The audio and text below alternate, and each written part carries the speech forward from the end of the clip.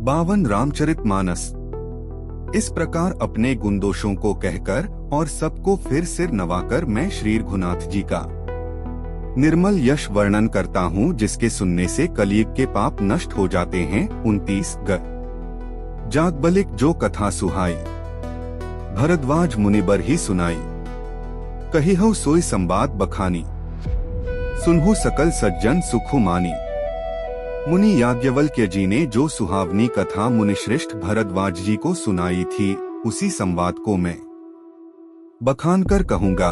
सब सज्जन सुख का अनुभव करते हुए उसे सुने। एक शंभु कीन्ह यह चरित सुहावा, बहुरी कृपा करी उम्ही सुनावा।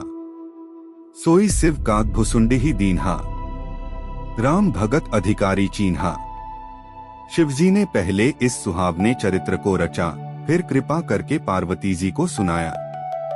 वही चरित्र शिवजी ने काकभुषुंडी जी को राम भक्त और अधिकारी पहचान कर दिया। 2 तेहि सन जागबलिक पुनि पावा, तिन्ह पुनि भरद्वाज प्रति गावा। ते श्रोता बक्ता समसीला, सवंदर सी जानही हरिलीला। उन काकभुषुंडी जी से फिर याज्ञवल्क्य जी ने पाया और उन्होंने फिर उसे भरद्वाज जी को गाकर सुनाया।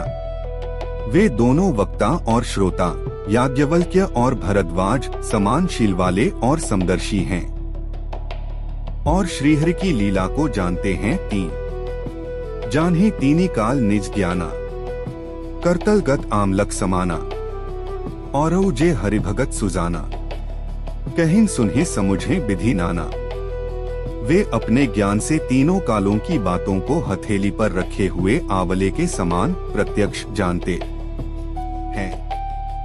और भी जो सुजान भगवान की लीलाओं का रहस्य जानने वाले हरिभक्त हैं, वे इस चरित्र को नाना प्रकार से कहते, सुनते और समझते हैं। 4 2 मैं पुनि निज गुर सन सुनी कथा सो सुकर खेत, समुझी नहीं तसी बालपन तब अति रहेउ अचेत। 30 फिर वही कथा मैंने वाराह क्षेत्र में अपने गुरुजी से सुनी, परंतु उस समय मैं लड़कपन के कारण बहुत बेसमझ था, इससे उसको उस प्रकार अच्छी तरह समझा नहीं। 30 श्रोता बक्ता ज्ञान निधि कथा राम कै गूढ़, किमि समुझौ मैं जीव जड़ कली मल ग्रसित विमूढ़। 30 श्री राम जी की गूढ़ कथा के वक्ता कहने वाले और श्रोता सुनने वाले दोनों ज्ञान के खजाने पूरे ज्ञानी होते हैं।